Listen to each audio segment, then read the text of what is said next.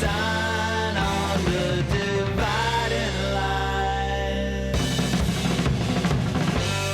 So long, Scarecrow, at least with you I know you're. I've seen you with your hair down at least 5 times. I've always wondered.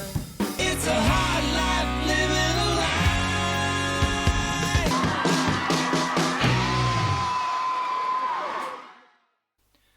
Hey there, fans of really cool rock bands. This is Music is a Journey. I'm Peter Scove, and I just love to tell you about the cool music that I find.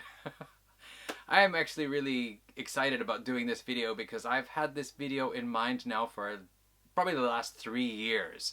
The band I'm going to talk about, when they released their last album, that was when I was thinking I was going to make the video. And, well, you know, time went on, and then their 30th anniversary was coming up. They formed back in 1991, so I was going to do a video last year, and then I heard they had a new album coming out. I was going to wait for that. So who am I talking about? Well, let's see here. These guys. The name of the band on this old t-shirt. This is Sloan. This t-shirt is from 2005. Haven't worn it in ages and had it in storage too. Kind of smells funny. You know what I think I'm going to do? I'm going to air it out outside and I'll wear it later on because as you know, if you've seen my videos before, I do tend to talk a lot about my favorite music and favorite bands, and I already know this is going to be a 2-part video. So what I've decided to do is I will talk about the band from their beginnings up to about 2005. And part of the reason for that decision is because I have ordered the new album. It came out, I think it was October 21st or something like that. But I haven't received my copy yet. So I will do the first half today. And then in about a week I'll do the other half. And by then I will hopefully have a copy of the album to show. So first up, who are the members of Sloan? What is Sloan? Who is Sloan? Sloan is a band, a rock band that formed in Halifax, Nova Scotia in late 1991. The 4 members of the band have always been Jay Ferguson, lead vocals, rhythm guitar, piano. Chris Murphy, lead vocals, bass guitar, drums on some occasions. Patrick Pentland, lead vocals, lead guitar, and rhythm guitar too, I guess. And Andrew Scott, lead vocals, drums, guitar, piano. That's pretty impressive. One of the things that was always interesting about Sloan was that early on they established that all 4 members were going to write songs for each album. And when performing them live, they would of course all perform their own songs. They sing the songs that they write. And so one of the interesting things was that when Andrew, the drummer, had to perform his songs, he would come up to the front of the stage and play guitar or play piano and sing, and then Chris Murphy on bass would go back to play the drums because Chris is a very good drummer. And then who would play bass? It would go over to Jay Ferguson, the rhythm guitarist. He would take over the bass part. And if Jay was singing a song that required his piano bit, then of course he would go and play the piano, and there was always this kind of shuffling around going on, which made the band really interesting like that. Now, Sloan were formed in Halifax. They were one of those bands, actually the members emerged from the Halifax underground scene, which was actually really strong during the mid-80s and early part of the 90s. It was a lot like the Seattle scene. There was this whole active hive of underground bands, musicians moving about. One of the more famous acts to actually come out of Halifax from that time is Sarah McLachlan, who actually left Halifax, went over to Vancouver, and started her really big-time career then. But she was already, when she was in Halifax, she was already singing and in bands back then. But anyway, not about Sarah McLachlan. Sloan. Let's just backtrack a little bit here now and just take a look at the backgrounds of some of the members. Jay Ferguson, I think there was a picture of him on the internet of him as a little kid holding a guitar. I think he's always had music in his life. One of the interesting things about Jay is when he was 12 years old, he was in a record store, and there was a teenager who was working there as a part-time worker, and he got into an argument with the manager and walked out of the store. Just walked off the job like that. And the manager needed somebody, so he looked at 12-year-old Jay and said, "Hey kid, you want a job?" And so Jay actually began working in the record store at the age of 12. And there was, on Sunday mornings on CBC, there was a program called Switchback. It was a 90-minute program, and it was aimed basically at kids, probably in the upper elementary school ages anyway, I think. And there was nothing else interesting to watch on Sunday mornings. You know, only other programs were religious ones. So my sister and I used to watch Switchback. And Jay appeared on that show, Switchback. They picked, you know, interesting kids across the country sometimes to feature on the show. And I'm sure I saw it. I don't remember exactly, but I watched it every Sunday. So I'm pretty sure I saw they interviewed Jay, 12-year-old kid working in a record shop, and he talked about some rare Beatles albums and so on. And actually, I had a chance to see that interview because Jay actually posted it, a video clip of it on his Instagram page. I think it was last year, so I actually got to see it. Pretty cool. Anyway, yeah, and of course Jay then always into music. Even now, he's an avid record collector. Whenever the band goes on tour, he just loves going into old record shops and finding singles and vinyl that he wants to add to his collection. So he has a really diverse background of music there. Chris Murphy. Actually, Chris started out as a child model, and I think I nicked a picture that he posted on Instagram. I think I stole it, and I'll put it here. This is Chris as a child model. So he used to do modeling for, like, you know, fashion, kids fashion, and I guess toys and stuff like that, right? But anyway, Chris really got into... Actually, I should point out, on a TV program I saw way back in 92, 93, called Ear to the Ground, a CBC program where they were looking for, you know, Canadian, up-and-coming Canadian bands. I remember the first episode I ever saw of that was actually featuring Sloan, which is where I first heard about them and thought, wow, what a cool band. But anyway, in that video, I think at least 3 of the members said that their first rock album was Kiss Destroyer. So anyway, from the beginnings there, we know Chris was one of them who was into Kiss. He actually mentions Kiss and references Kiss a couple of times.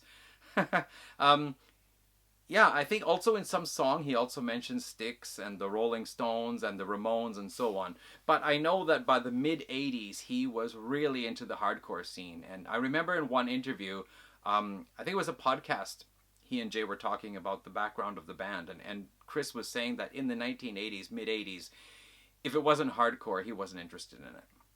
So Chris played around in different bands during the mid to late 80s, as did Jay. And in fact, during that podcast, they said that they had both played their first show on stage within a week of each other. I think Chris 1 week before Jay in April of 1986. Anyway, small trivia there. So yeah, Chris was also really into the hardcore thing, and both Chris and Jay ended up in a band together called Killarney Lake Road, which is named after a road in Nova Scotia. I actually had to drive it when I visited Halifax. We had to drive Killarney Lake Road just to say, hey, we drove that road. But yeah, so they started out in that band there. And we'll move on from that because Killarney Lake Road is actually the kind of prototype Sloan. It's what led to Sloan. Andrew, let's go to Patrick Pentland next. He was born in Ireland. He's the only member of the band that was actually not born in Canada, but his family immigrated to Canada when he was still very young. Patrick, what I know about him, he was very much into hardcore punk rock, Bad Brains and so on, but he also was interested in the, you know, early 80s heavy metal scene as well. And then we have Andrew Scott. I also know Andrew was interested in the early 80s heavy metal scene. I think he was also one of the guys who had a Kiss Destroyer album. And the interesting thing about Andrew is that he is also a painter. And I think there are times like during the COVID lockdowns, while other members of the band were writing songs, Andrew was painting. So he does painting, he has exhibitions. I think that's really cool.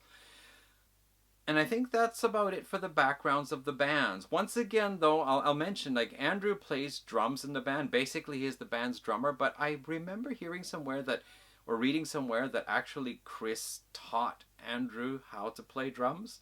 Because otherwise, Andrew is very talented on the guitar. He's also very talented on piano.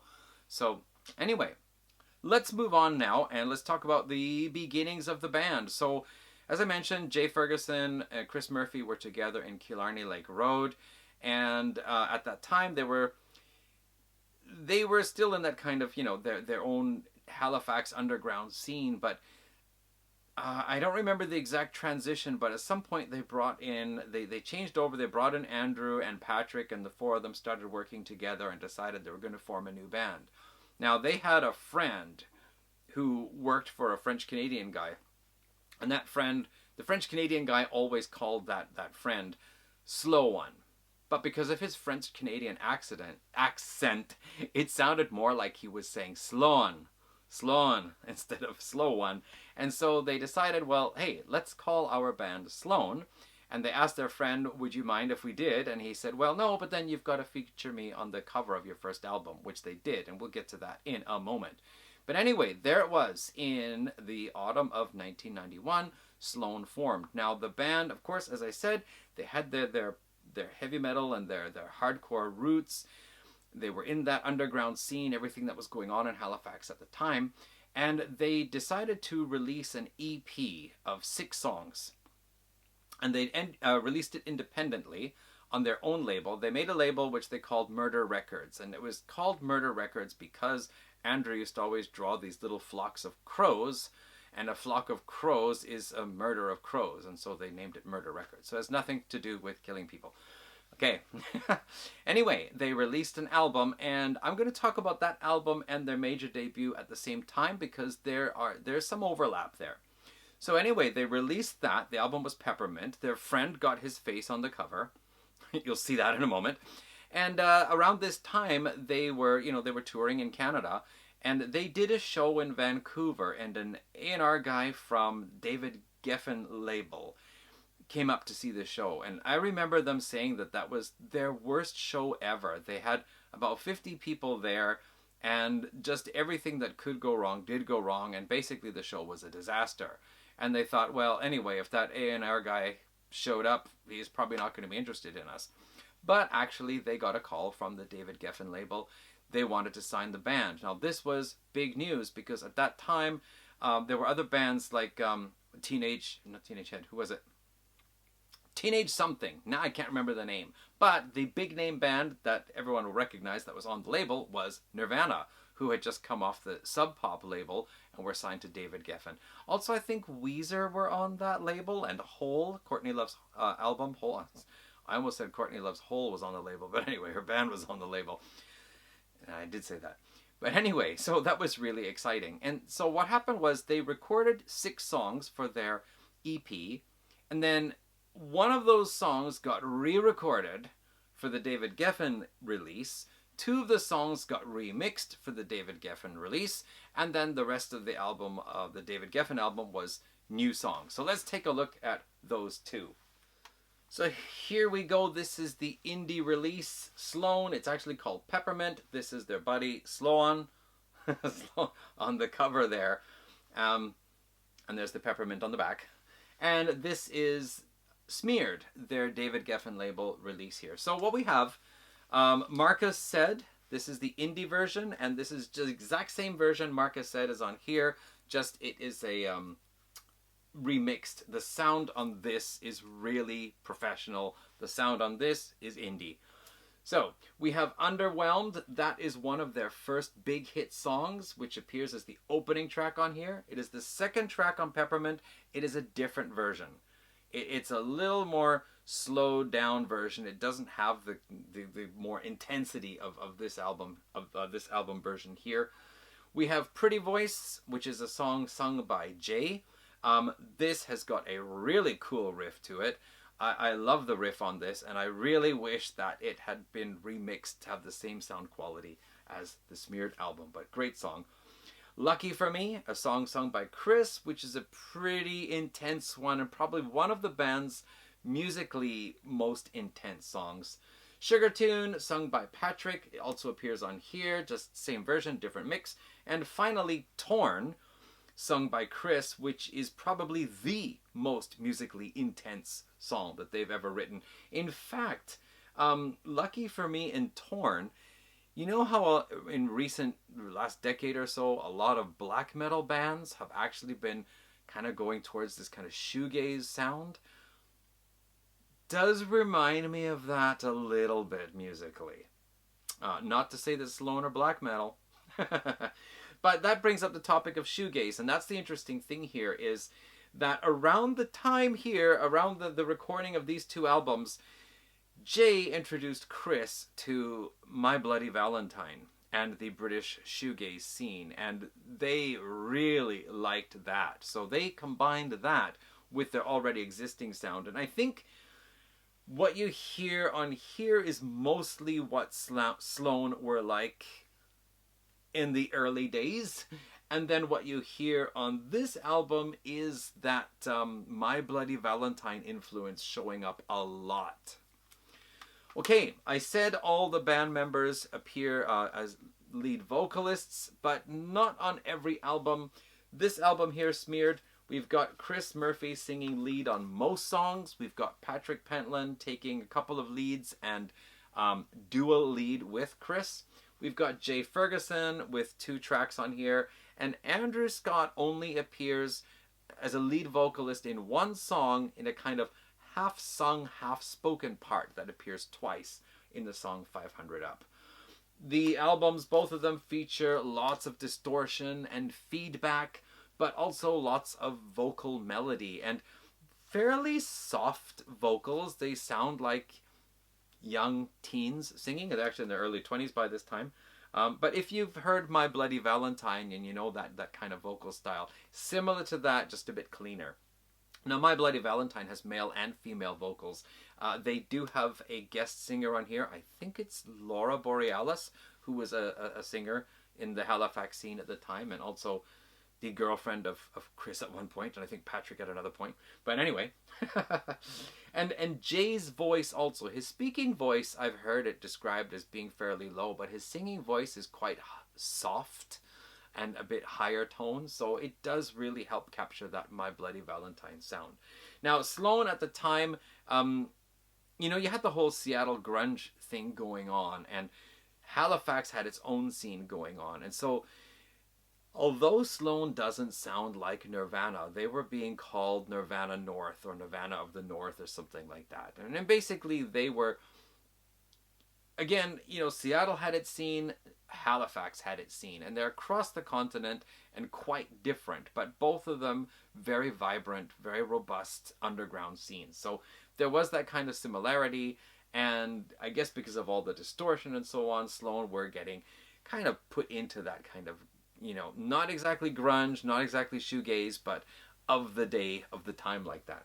Anyway, this was where it all started for them. This is where the career took off. The album was, I think, finally released in 92 anyway. Maybe it was the fall of 92. I think that's why the latest album was released in October. It was meant to be released around the same time as Smeared. That is the first album and the debut. Let's take a look at what happens next. So, after touring around the United States and Canada, getting a lot of promotion for the Smeared album, Sloan returned to the studio and decided, let's do things a little bit differently. Let's do away with all this flooding feedback and distortion. Let's focus a little bit more on the songwriting. And they presented this album, Twice Removed, their second album.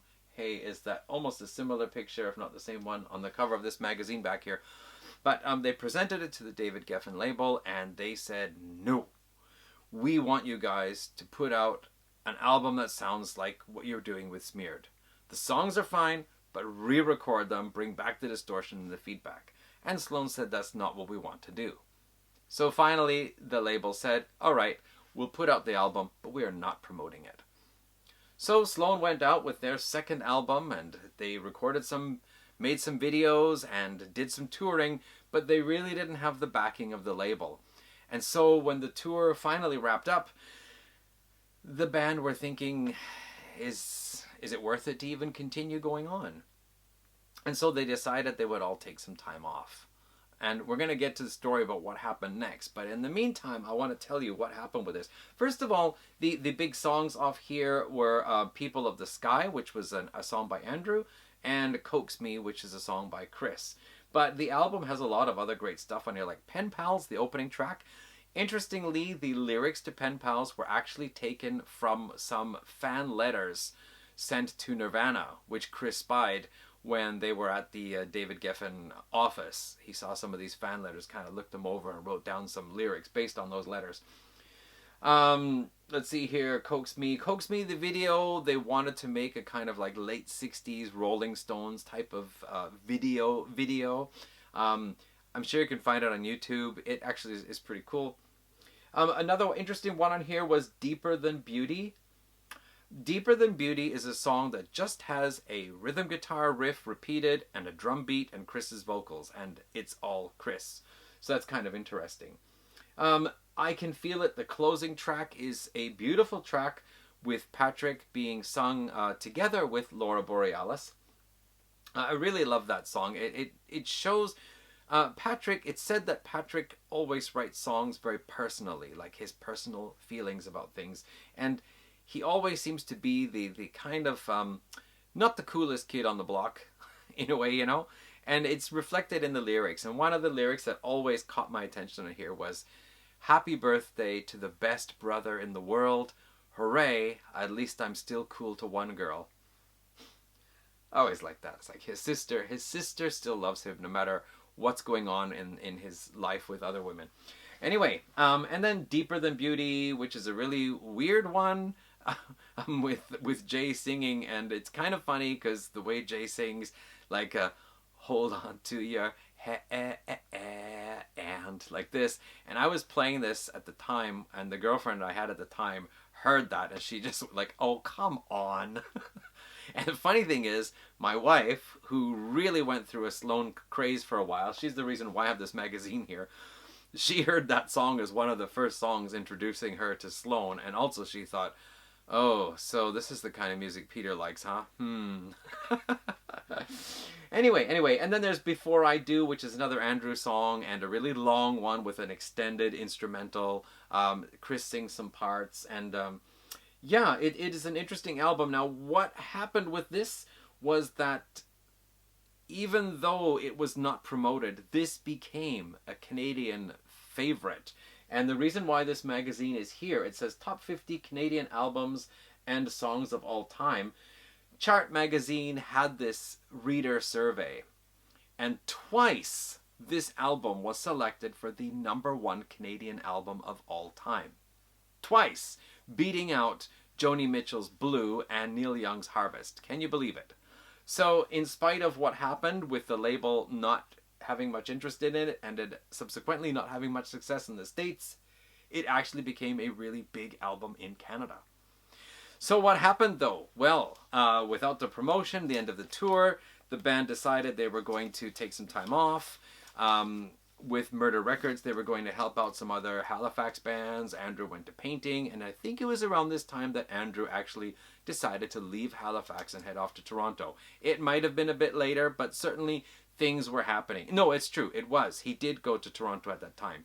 Because what happened next was that Sloan decided, we're going to record one more album. It's going to be our swan song album. So let's do it. So in Halifax, Chris and Jay and Patrick working on getting new material. Chris said, "Andrew, we want you in on this, but you've got to write a couple of songs." And it was down to the wire. Andrew finally sent in his 2 songs for the album. Yay, he gets to stay in the band. All right. So here it is then, the 3rd full-length Sloan album released in 1996, Sloan One Chord to Another. This is the band's most commercially successful album. Most of their albums had 2 singles released. This one had 3. All right. We have The Good in Everyone, which is a very short Patrick song. The video intro is actually longer than the song itself. The band is reenacting a scene from Easy Rider, except instead of selling drugs, they're selling guitars. There was also, let's see here, Everything You've Done Wrong, another Patrick song, this one featuring a trumpet. And The Lines You Amend is a Jay song, which is really cool. All these 3 songs are like classic Sloan songs. The album is interesting. It's a move on from Twice Removed. They're moving in new directions.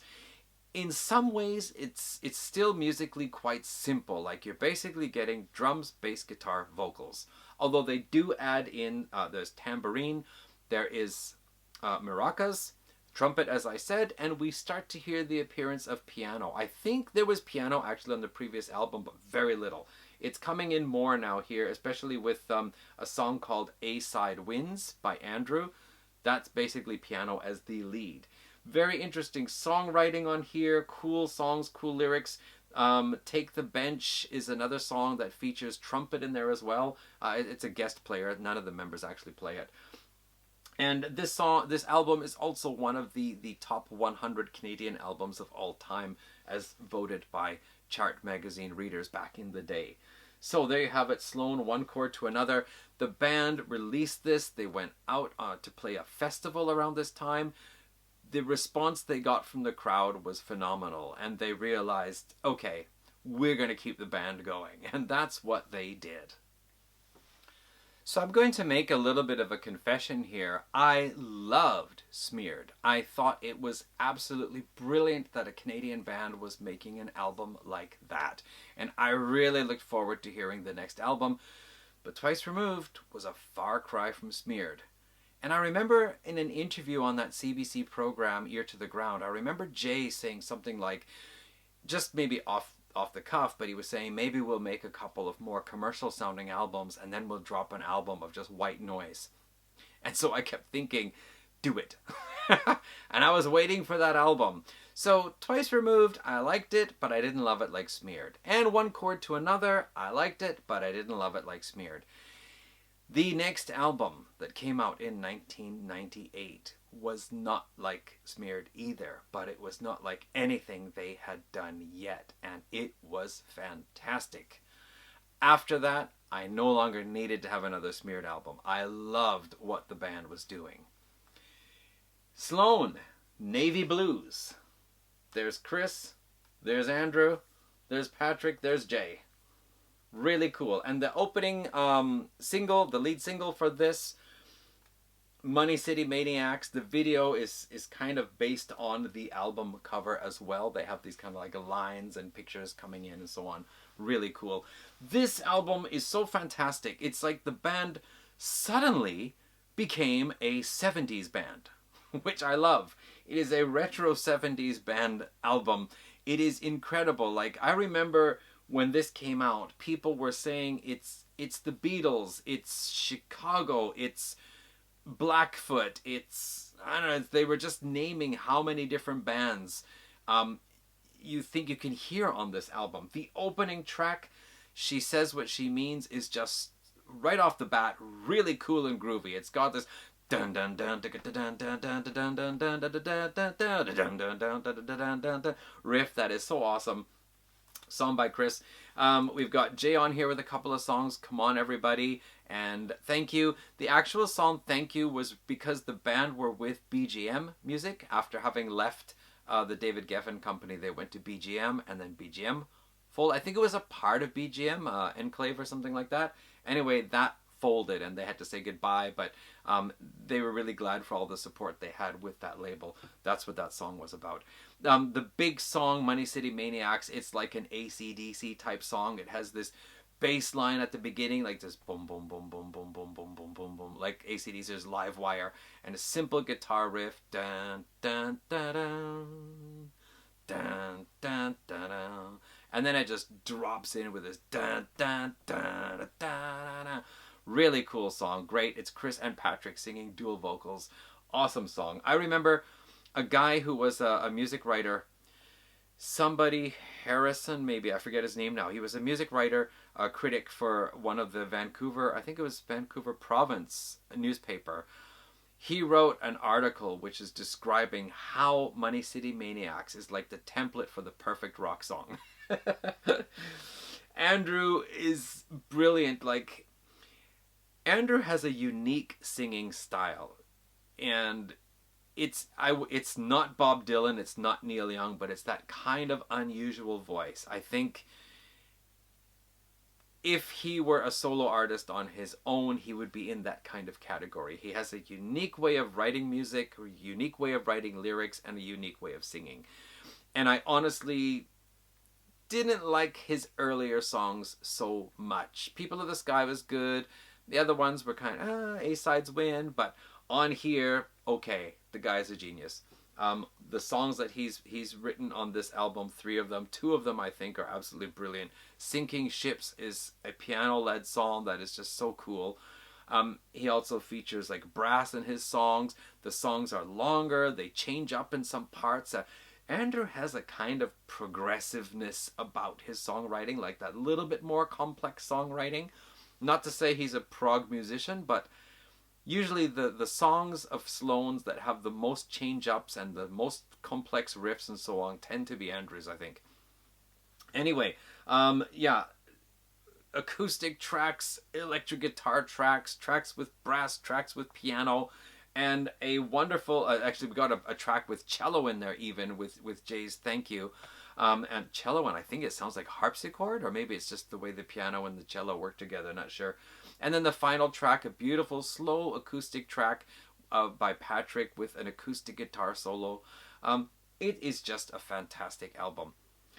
And the cool thing is that by now, Sloan were really hitting the big time. They were really on their stride at this point here. Songs written around here in the latter half of the 90s, I hear mentions of Italy, Germany, London and the UK. I definitely know they went to Japan because I remember hearing that they played at Club Quattro in Shibuya.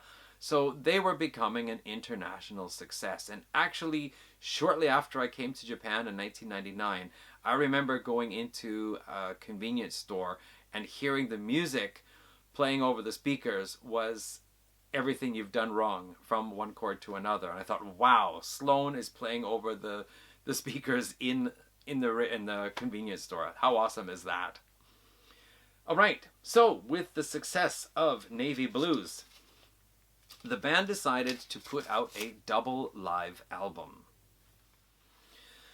This is Sloan 4 nights at the Palais Royale in Toronto. They booked 4 nights. They recorded, I think all the songs on here, I think are mostly from the second and third night, I think. And then there's one track, Underwhelmed, which is actually from a live show in Montreal. But the rest of the tracks, double live album, all songs from the first 4 albums performed live at the Palais Royale. I think it's a great live album because, first of all, the music, the songs are performed wonderfully. The band is great live, all 4 members singing and so on. It's fantastic. But I also love that there's a little bit of banter or you know, between the songs, which I always like. If I want to hear a live album, I want to hear the band members talking and saying things to the audience or to each other. So I really like that. Yeah, it is a wonderful live album. But, you know, honestly, actually, I haven't listened to it for a long time. So, 4 Nights at the Palais Royale, also released in, I think it was 1998. 1 year left in the 1990s, and the last year before the number changed over to a 2 for 2000. So, Chris thought, let's get one more studio album out. So, released in 1999, Sloan Between the Bridges. Now, I actually really like this because the third album was One Chord to Another, musical reference. The next album, 4th album, Navy Blues. Navy, you know, gives that Halifax feel because it's on the Atlantic, but at the same time blues. Navy blue, the color, but also blues music. And here, Between the Bridges, Halifax and Dartmouth are 2 cities that are divided by a body of water, and they're connected by several bridges. And I think it was Andrew who was actually from Dartmouth. But anyway, Between the Bridges is a reference to that, but at the same time, bridge as in music, you know? Anyway, this is actually my telephone call. This is actually my favorite Sloan album. I just love the sound. I like pretty much every song on here, and the songs that I love are among my favorite Sloan songs. All members contributing 3 songs each, although there are some shared vocals. There are some parts where one person sings one part, but another person comes in for the bridge and so on. Starts off with a song called the NS, which means the Nova Scotian. It's an Andrew song. It's very slow, building kind of song. The album does not kick off rocking like a lot of the other albums do. This is kind of like, it's almost as if this is a concept album. The songs also segue into one another, so it does have a kind of concept album feel. It also has this performance, like theater performance type feel to it. So you can almost imagine the opening song is the doors are opening, the audience is filing in, they're taking their seats, the show is about to start, and then the rest of the album just kicks in. It's rocking in places, it's a bit slower in places, but there's such a variety of music on here. We've got some of the more kick-ass rocking tunes like Friendship, Losing California. We've got piano rocking tunes like Jay's Don't You Believe a Word is just such a wonderful 70s throwback song with this dun, dun, dun, dun, dun, dun, dun, piano and the guitar with that, dun, dun, dun, dun, dun, dun, whatever. Like the Space 1999 guitar riff thing. It has that kind of sound to it, that jangly 70s guitar. And the drumming is really different. I feel that there's a real effort to give that late 70s drum beat feel sometimes. And it just, everything sounds so good on here. One of the coolest tracks is Andrew's Sensory Deprivation, which has just this weird, like Led Zeppelin type riff, but going off a little bit. It has this like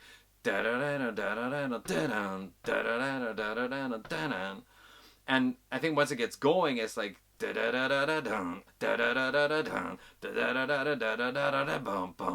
it has this like weird little bit of a jerky time signature to it. It's also one of their longer songs. It has this extended instrumental part with this ripping guitar solo, which I think is Andrew playing it, and then goes back to the song, and then it changes gears and has this like long outro instrumental thing again.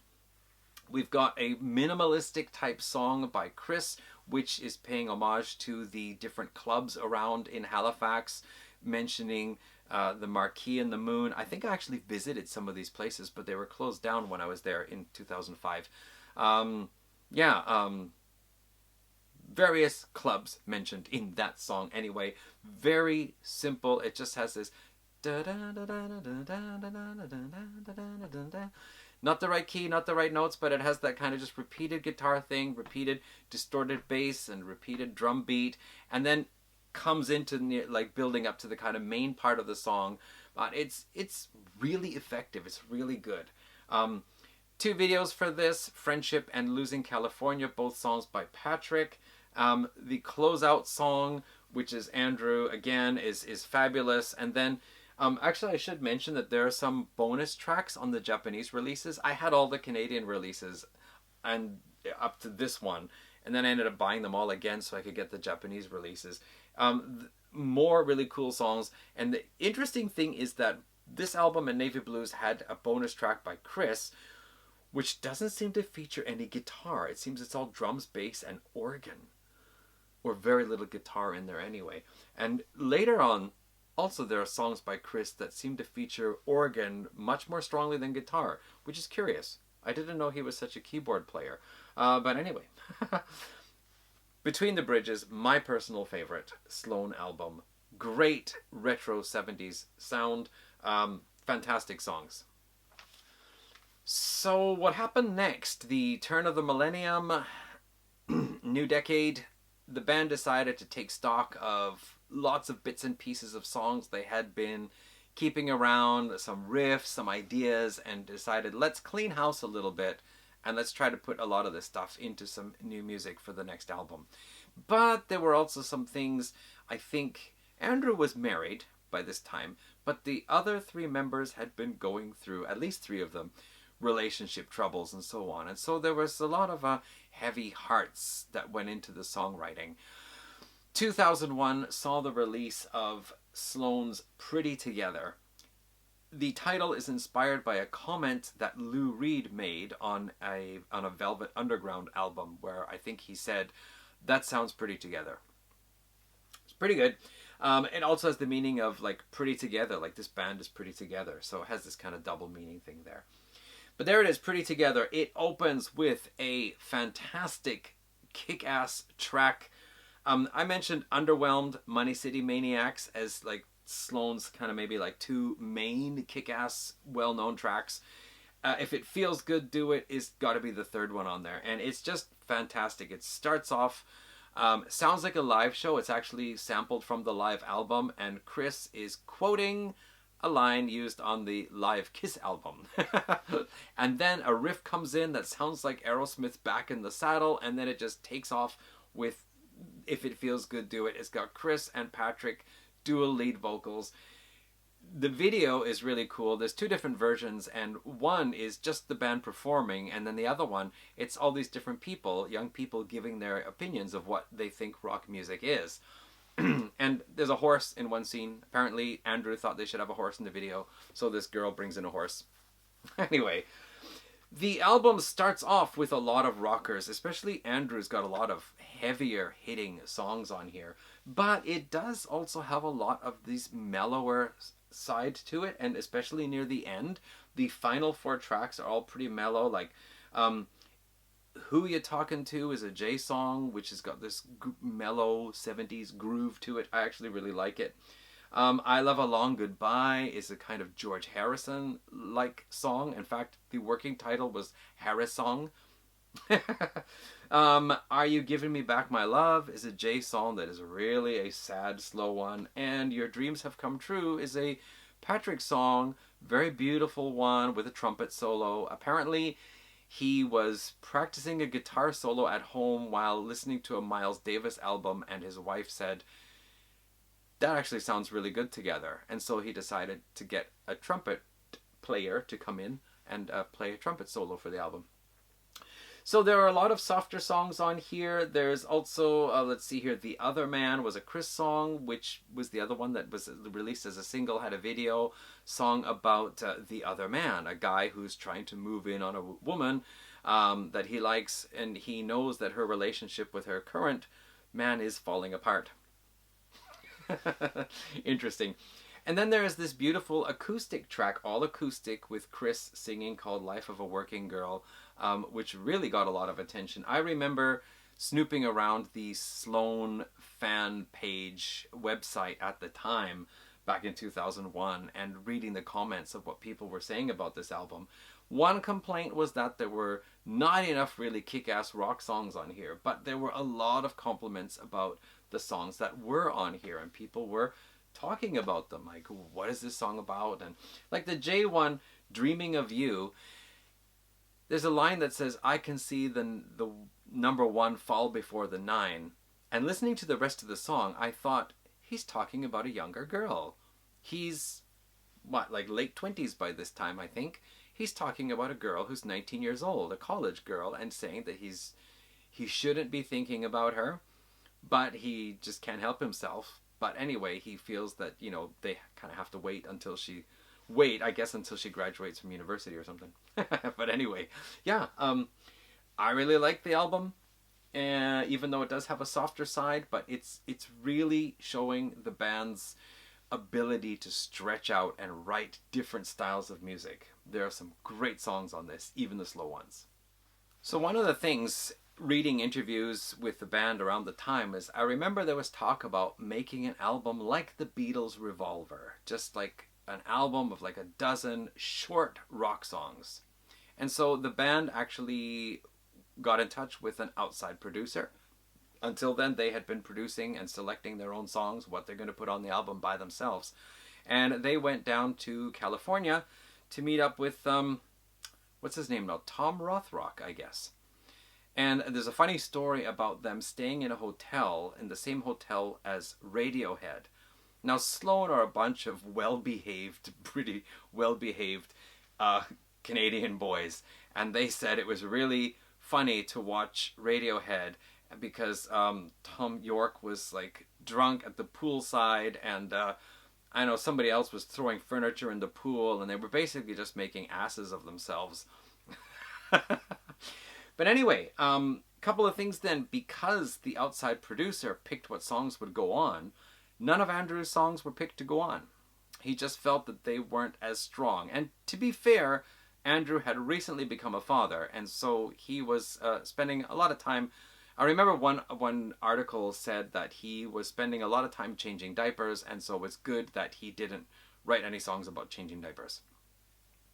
So anyway, this is Action Packed. Came out in 2003, wasn't it? 2003 or 4? Maybe I can't see. Anyway, this is almost like a response to Pretty Together. This is an album of short, hard-hitting rockers. I think the longest songs are Jay's. He has 2 songs on here that are just over the 4-minute mark. The rest of them all fall somewhere between 2 and 3 minutes, maybe 3.5 minutes. Basically rock. The most mellow songs on here are not even mellow enough to be a real ballad. We're talking about a rock album, sometimes harder rocking, sometimes more melodic rock. But the lead track, the one single that came off here was The Rest of My Life, a Chris song. He had actually, I think around this time, split up with Leslie Feist of Broken Social Scene, later on known as Feist. Very successful solo career of that. And she was leaving to go to France. And so there's a line in the song that says, "One thing's for sure about the rest of my life, I know that I'll be living in Canada." Yeah. There's a really cute video for this song where some kids are watching the video and they decide they're going to try to, play cardboard instruments and so on, pretend to be the band. Yeah. Basically a good, solid rocking album. And once again, something new for the Sloan catalog. New ideas. There was one funny thing. There is a guitar solo in here where Patrick, I think he said that in the studio he was kind of frustrated and thinking, what is he going to play? And he hit the guitar, and that opening sound effect is really cool.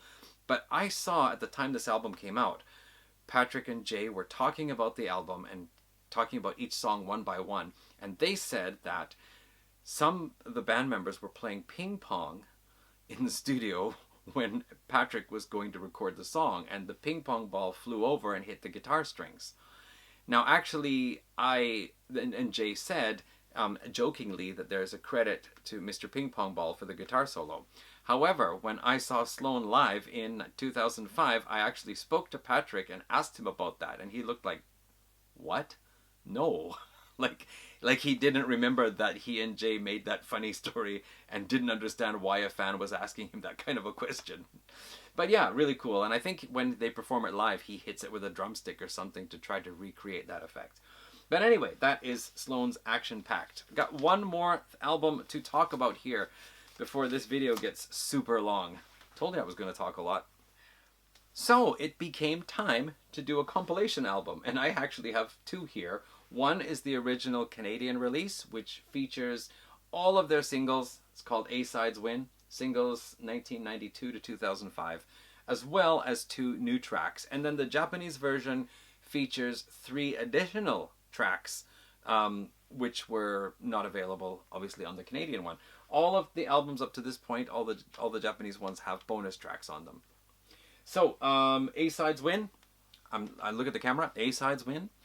Yeah, it's basically just an album of all their singles and these 2 bonus tracks.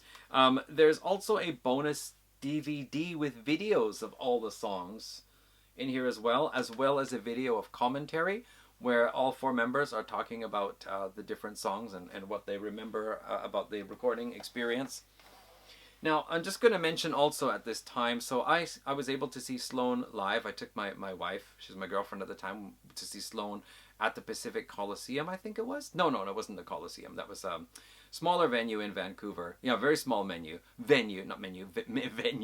You could order food. That's probably why I thought menu. But after the show, Chris came down and I had a chance to speak with him. And my wife was really impressed. Wow, the guy we just saw up on stage is standing here talking right in front of me. Wow, that's really cool.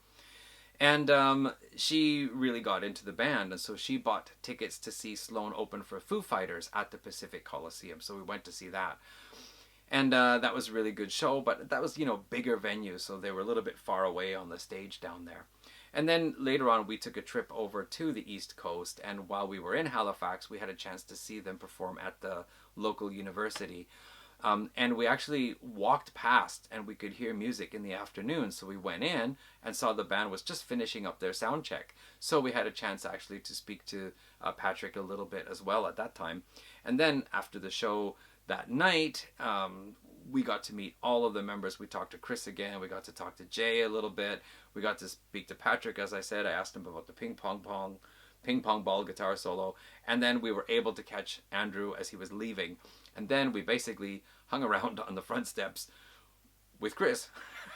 Different people coming up and saying things, but my wife was just really excited to be able to stand there and talk to him.